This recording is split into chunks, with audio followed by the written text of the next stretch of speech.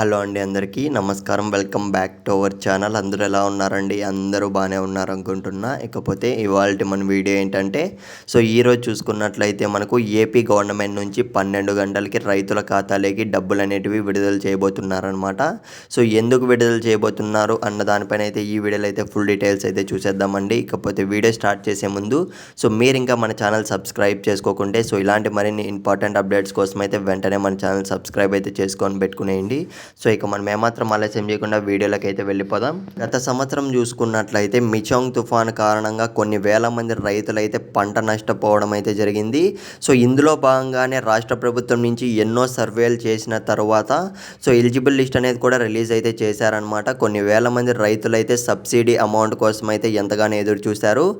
ఎన్నో రోజుల తర్వాత ఈరోజు చూసుకున్నట్లయితే రాష్ట్ర ప్రభుత్వం అంటే ఏపీ గవర్నమెంట్ నుంచి రైతులకైతే సబ్సిడీ అమౌంట్ అనేది అయితే విడుదల చేయబోతున్నారనమాట. దీనికి సంబంధించి మన సబ్స్క్రైబర్స్లో కూడా చాలా మంది రైతులు అయితే ఎలిజిబుల్గానే ఉన్నారు.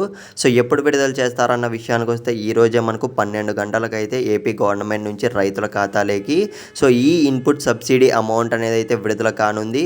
దీనికి సంబంధించి ఆల్రెడీ ఎలిజిబుల్ లిస్ట్ కూడా విడుదల కావడం అయితే జరిగింది. ఎవరైతే ఎలిజిబుల్ ఉన్నారో ప్రతి ఒక్క రైతు ఖాతాలోకి అయితే ఈ రోజే మనకు సబ్సిడీ అమౌంట్ అనేది ఎన్నో రోజుల తర్వాత విడుదల కానుంది. చూద్దాం